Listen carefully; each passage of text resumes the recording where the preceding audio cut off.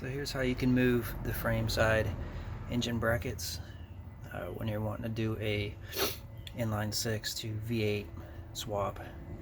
And what I found out is these brackets are different for the inline 6, 250, and also the 327, and the 350 brackets are also different from those. So there's 3 different sets that you may have to buy. But the first thing you want to do is get the take the engine mount off, because it blocks this access to this bolt here. So if you see the subframe, it's kind of hard to get to these 3 bolts. You can't really access them through this hole, but there's a very small hole back here, and there's a space right behind the control arm that you can get if you have the right tools, and I'll show you. So take that engine mount. It's a 5/8 bolt right here, and it's kind of like a set bolt. It stays in there, so when you take your mount off, the bolt stays in here. It's not a firm to take it out unless you remove the bracket. So let me show you the tools I found to make this job work. A wrench, 5/8 to get the engine mount off. This kind of bendable deal with a magnet on the end in case you drop the nuts inside the cross member. I chose something small like this, 1/4 with a 9/16 to get it behind the control arm on the bottom, and then 9/16 to hold the bolt from the top. So what you can do is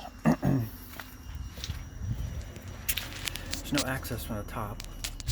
There's a small slot on the bottom side of the frame that you can fit something like this up in there at an angle, and you can get to both of these bolts. So that makes that easy. Now, if you have someone to help you tighten these bolts from the top, it helps, because if you're underneath, it's hard to get. It can be hard to get to both sides, maybe. But there's a small slot behind the control arm here that you could put something like this up, and I'll show you.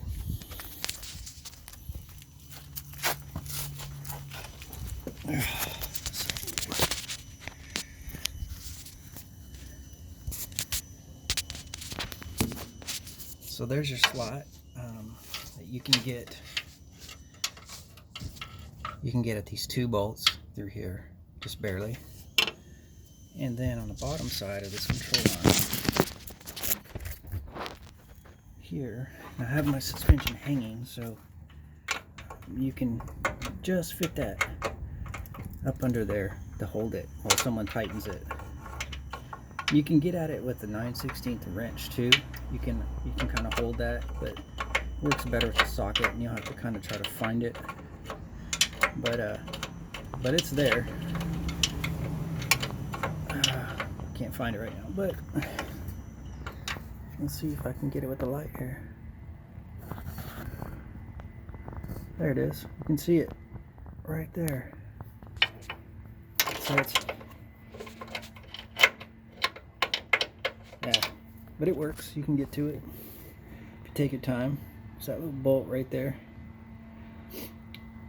You may need a deep well 9/16 socket to get to that, because I think the bolt is too long to go into this socket. So you probably need a deep well 9/16. Hit that.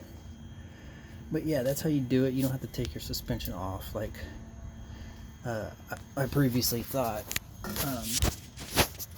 Thought I got myself into a little pickle with doing this V8 swap, but that's not too bad. You could probably do that in a matter of 20 minutes on both sides. So if you had a lift, it'd be even easier.